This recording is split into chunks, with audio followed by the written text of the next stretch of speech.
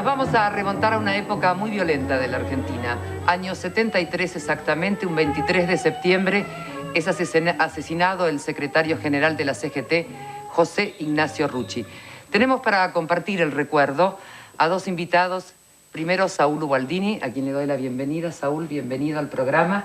Y me decía que, bueno, que ayer había estado justamente con la familia de José. Exactamente, hemos estado con la señora, el aniversario, y es una gran pena, porque lógicamente José representaba el arquetipo de todo el sindicalismo. Sí.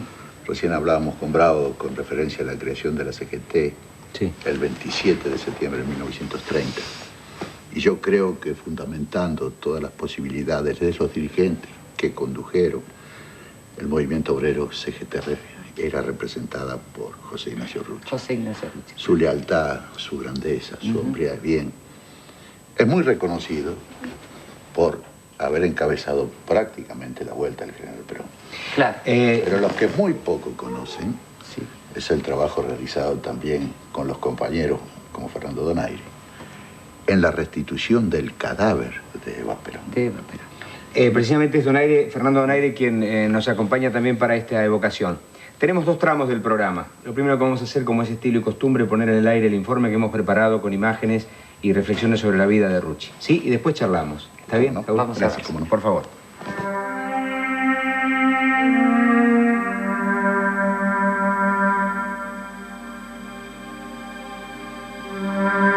Usted ha dicho en las palabras suyas hace unos momentos en Avellaneda que su propia vida está amenazada. Cuando afirma eso, José Rucci lo dice con elementos de juicios valederos. Sí, los conozco bien. Yo sé que soy un hombre predestinado, no diría predestinado, pero un hombre amenazado permanentemente. Con estas palabras, el secretario general de la CGT, José Ignacio Rucci, anunció su propia muerte. Fue 3 meses antes del 25 de septiembre de 1973, cuando 23 balas de grueso calibre acabaron con su vida en momentos en que salía del domicilio de su cuñada en la avenida Avellaneda, a pocos metros de Nazca, en el barrio de Flores, donde había pasado la noche. En aquellos años en que la violencia era un gesto cotidiano, otros dirigentes gremiales habían sido asesinados y Rucci sabía que su vida corría peligro. Quiero señalar también de que acá se consuman hechos y después se trata de señalar que ello es el enfrentamiento de la juventud peronista con el movimiento obrero.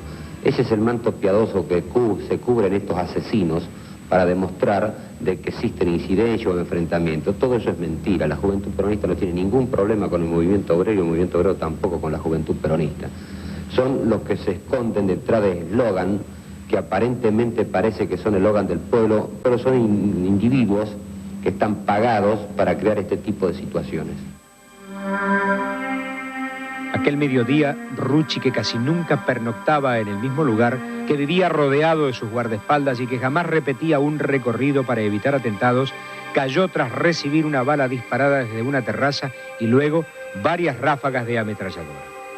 Sus custodios, preparados para enfrentar una agresión de este tipo, repelieron el ataque, pero poco pudieron hacer. Rucci había muerto. Había nacido en la localidad de Alcorta, provincia de Santa Fe, el 15 de marzo de 1924, en el seno de una familia de trabajadores. Tenía 18 años cuando llegó a Buenos Aires en busca de mejores oportunidades y en 1944 ingresó como operario en una fábrica de armas y desde ese momento no abandonó nunca más el gremio metalúrgico.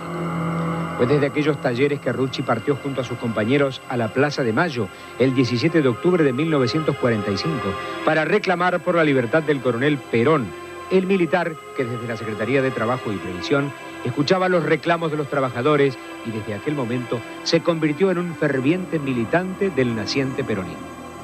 Un año después, fue elegido secretario general de su fábrica y en ese puesto lo encontró la Revolución Libertadora de 1955, siendo ya un conocido dirigente de la Unión Obrera Metalúrgica.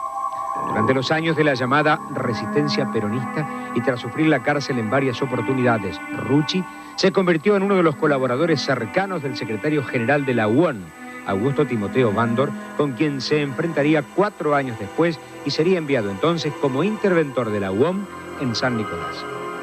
recién en 1970, y luego del asesinato de Bandor, Rucci volvió al sindicalismo nacional, ahora con la UOM conducida por Lorenzo Miguel, y ni bien fue elegido el 3 de julio de 1970 como secretario general de la Confederación General del Trabajo, comenzó su enfrentamiento con los sindicatos combativos de Córdoba, liderados por Agustín Tosco, que protagonizaron por aquellos años varios conflictos en las empresas del grupo Fiat.